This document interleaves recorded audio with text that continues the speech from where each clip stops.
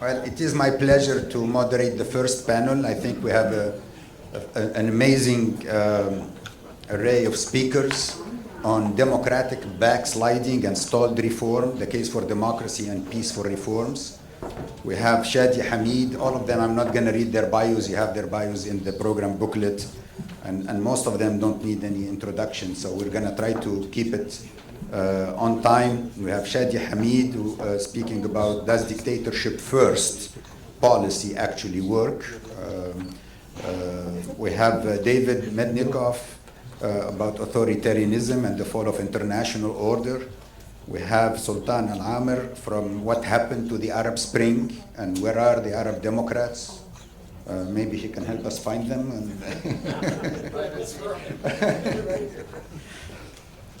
We have Murad Batal Shishani from Can Democracy Prevent Extremism? And finally, Ammar Mansouri from a US Strategy in India and the Limits of Order Without Democracy. So 5 excellent speakers and panelists.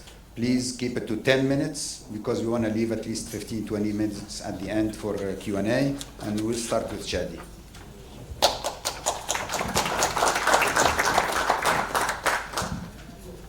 Thanks so much, Ridwan, for having me. Let's get right to it.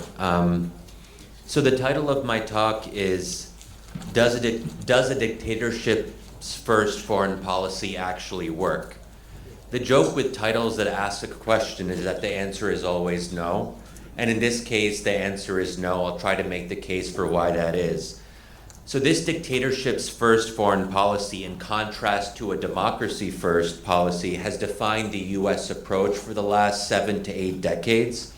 And at the heart of this approach is the idea that people can't be trusted to vote correctly. We like democracy in theory, but we don't like its outcomes in practice. That's the dilemma. And this dilemma was best captured by Reagan's former ambassador to the UN, Jeane Kirkpatrick, who said, this is really a great quote, it's a sad one too. She said, quote, "The Arab world is the only part of the world where I've been shaken in my conviction that if you let people decide, they will make fundamentally rational choices," end quote. Yeah, so the idea here is that Arabs, when given the freedom, will choose incorrectly, basically. We can also call this dictatorship's first foreign policy a stability first foreign policy. And that gets at a deeper truth, I think. It's not that US policymakers love dictatorship, it's that they think dictatorships promote stability. And stability is what they want more than anything else. So the question then can be rephrased, do authoritarian regimes promote stability? And again, I would say the answer here is no, but there's a catch. In some ways, they do promote stability, but only in the short run. In the medium to long run, it ends up being a very different story. So we have to keep that in mind. And I think that the Arab Spring should have proved this once and for all. It didn't, obviously.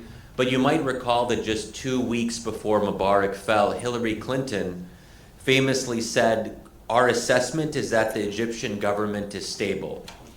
And so the point here is that the Egyptian and Tunisian regimes seemed stable until they weren't, and then it was too late. This is always the kind of deception that authoritarian regimes offer. They give the illusion of stability without any of the substance.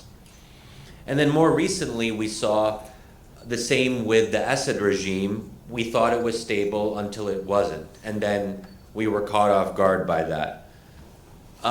The political scientist Aziz Hayoubi makes, I think, a very useful distinction between strong states and fierce states. So I would say here that Arab regimes are fierce, but they are not strong. Why? Because they don't enjoy the consent of the governed, and that means that their foundations will always be brittle. They can only rule through the application of force and violence. And this fact means that they can't last forever. They can last for a long time, of course. We see how authoritarian regimes can last for decades, people thought that the Soviet Union at the time was going to last forever, and there was a real fear that the Soviets would overtake the US, but then of course we found out that at its core the Soviet Union was brittle. So we see this lesson time and time again. And there's a really good quote from Michael McFaul in this regard when he says, "The longer a democratic regime survives, the less likely it will collapse. The longer an autocracy survives, the more likely it will collapse." Mike McFaul was a very interesting character because he was a senior advisor to Barack Obama during the Arab Spring, but then he became ambassador to Russia and no longer played as much of a role in US policy towards the Middle East. And that's unfortunate. But there are occasionally policymakers who I think are on the right side of this question. There's just not that many of them. But the Arab Spring is only one data point in, I think, a much broader story. Because I think for as long as my adult life, I think that this is definitely true, the Middle East has been a hotbed of chaos, conflict, and extremism. And if a dictatorship's first foreign policy actually worked, we'd probably see the opposite. But instead, promoting dictatorship, supporting these dictators in the Arab world, it produced a violent Middle East. That is the main lesson, I think, of the last 7 to 8 decades. Almost every single president, with a couple small exceptions in 2004, 2005, and then in 2011, we've pretty much been consistently supporting authoritarian regimes, and the result has always been more chaos and conflict. And I think that policymakers, I mentioned 2004, 2005 as one of the exceptions to this. That was during George W. Bush's Freedom Agenda. And the Freedom Agenda, I think, was important because there was this deeper realization. The thinking was that if Arab citizens didn't have legitimate, peaceful means to express their grievances, they would be more likely to resort to violence. And I think that basic insight was fundamentally correct. As terrible as the Bush administration was, I think intellectually and philosophically on this point, they were basically right. Now, they couldn't follow through with that philosophy in practice. That's always, so sometimes policymakers know what I'm saying, but doing it is actually quite challenging.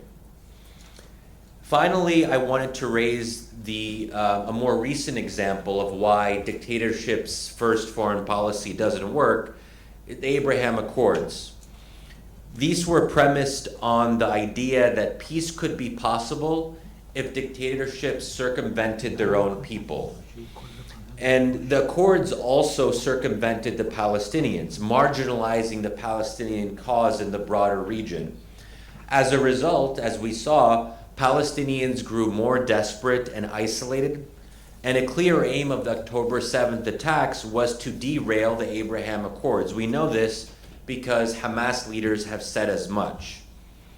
I think there's a real counterfactual here that if the Abraham Accords didn't happen, that October 7th might not have happened. I can't prove that, it's a counterfactual, but I do think that's worth considering. Now, I want to return to the caveat here, and that caveat is we still have to distinguish between short-term stability and long-term stability. And this gets to the reason why the George W. Bush administration and the Obama administration couldn't follow through with their initial openness to democracy in the Middle East. It's because of that trade-off. So I think we have to be honest about that. And the political science literature generally agrees that the early phase of democratization can often promote instability. So what do we do about that? I think at some level if we want to promote democracy in the Middle East, we have to accept some short-term instability for the sake of longer-term stability. But this is challenging for policymakers because they're often looking at things in 4 to 8 year windows. And this is a problem that I often faced during the Obama administration. When I would talk to Obama administration officials, they would agree with me in principle. They say, Shadi, you make valid points. You're probably right about the kind of intellectual case for democracy. But the problem is, we need X, Y, and Z regime to support us in these interests at this specific time, your ideas would only come to fruition in 10 to 15 or 20 years, and in the meantime, we'd have to face the fact of instability. So I think our challenge as democracy promotion advocates is how do we persuade policymakers to have a more long-term vision? And I think at some level, the only hope that I see, or one of the hopes that I see, is that if you have policymakers who are ideologically committed to democracy, who have this deeper commitment. I don't think Obama had that deeper commitment. I do think George W. Bush did, but I think that the people around him were skeptical. And George W. Bush actually joked about this. I think it was a summit with Democratic advocates. I forget where it was exactly, but he commented to Saadetdin Ibrahim at the time. He said, "I feel like a dissident in my own state." That and this was kind of funny for him to say because he was the most powerful person in the world at that time, but he still felt that the State Department, Defense Department, intelligence agencies were constraining how pro-democracy the U.S. could be. So I think there's also an institutional obstacle here. But the fundamental point that I just want to end with is that we have to acknowledge the trade-off, and that democracy promotion won't always look pretty, but it is still the best option if we want long-term stability, and ultimately that's what should matter most to us, the long-term question. Thank you.